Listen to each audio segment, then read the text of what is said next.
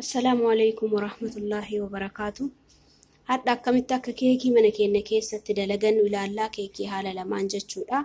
Daakuurraa fi chookoleetii daakuurraa akkamitti akka hojjennu ilaallaa. Inni argitan kun hundinuu keessatti daballu jechuudha. As biratti lawzii qabna. Kun dammoo kishmish jedhama. Isa kishmish jedhamu sanii kun dammoo loomii faqaffaqnee inni kun sooqiddaa. As bira zayitii qabna. Kun daakuu chookoleetiiti. Kun dammoo daakuu paawudariidha. Daakuu paawudarii as bira sukkaaraa. Kun pikin paawudariidha. Kun vaniillaadha. As biratti immoo hinqulaalii 4 qopheeffannee jirra. Inni kun dammoo daakuudha. Daakuu kana irraa hojjenna jechuudha. Akkamitti akka hojjennu waa hundaayyuu walumaan ilaallaa. Viidiyoo kiyya hanga dhumaatitti ilaalaa. Subscribe, share, comment gochuu hin dagatina. Hiriyoota keessaniin leegaa isiniin jedha. Inshallah nama nan beekneef aanaa Oromoo jedha search godhaa. Yoo san isinii dhufa viidiyoo hedduu gadhiisee jira. Viidiyoo hedduu argachuu dandeettan jedhee abdadhaa achirra. Barumsa guddaa keessaa argattanii inshallah. Akkamitti akka dalagnu walumaan ilaalla. Kuloo haala kanaan killee fi sukkaara walitti dhoofne akkanatti jechuudha. Amma maalitti dabalanna? Amma zayitiitti goona. Zayitiitti daballee irraan dammoo sooqiddaa fi loomii faqaffaqne jechuudha. Loomii faqaffaqi loomiin hafuuraaf baay'ee gaariidha. Baay'ee bareeda. Itti aansinee aanan itti buusna. Aanan paawudariidha jechuudha. Aanan paawudariidha. Amma isa kanneen walitti dhoofne inshallah ilaalla ammallee. Pikin paawudarii fi vaniilaan nu hafa. Vaniilaa fi pikin paawudarillee amma itti godhanna. Kun haala kana waa hunda isaa itti daballee kurri amma maatu nu hafa daakuudha.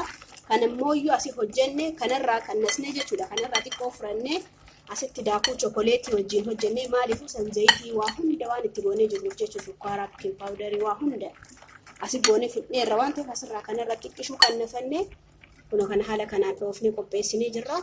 Garaa isaa keessa buusnee jechuudha. Amma daakuu itti buusaatiin hojjenna. Xiqqoon daakuu itti buusaati. Haga nu ga'utti jechuudha. Daakuun haga itti nu ga'utti kana waliin dhoofne.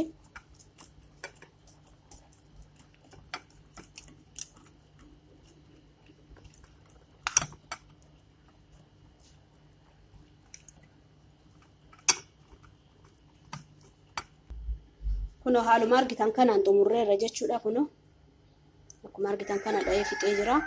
Amma itti bubbuusa meeshaa itti dalagadhu kuno qopheeffadhee jira. Keessa zayitii xiqqoo diddibee jira. Maaliifuu akkana jalaan qabannee waraqata kanatti godhee diddibee jira. Amma itti bubbuusee waa hundaayyuu walumaan ilaalla.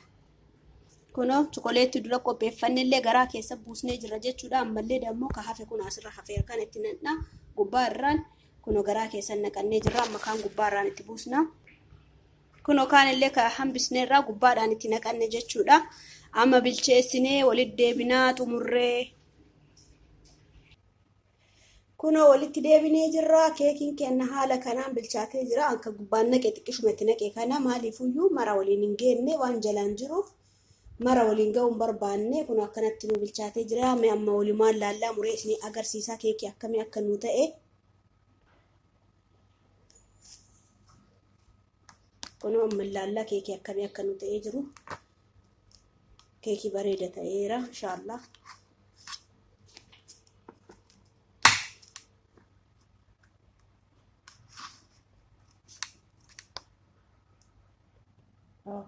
Zoom bale.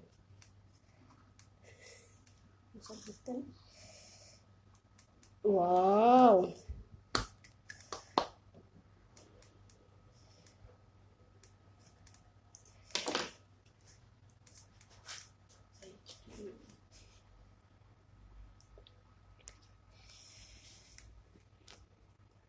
Kuno akkuma argitan kana kuno keekii bareeda nuuf ta'ee jira. Ho'aadha akkuma irraa buusee muree isin agarsiisee kuno laalaa keessa isaa illee waan fakkaatu keekii bareeda sooftii keekii ta'e. Kuno akkuma argitan kana keessi isaa illee akkana chookoleetiidha akka jiruun bareeda jechuudha. Inshallah bifa lamaan dalagee akkana dalagannee nyaannu isiniin jedha mana keenya keessatti. Subscribe, comment, share gochuu hin dagatinaa. Hiriyoota keessaniif illee share godhaa. Hanga viidiyoo biraatiin walitti deebinuuf assalaamu alaykum warahmatullahi wabarakaatuh.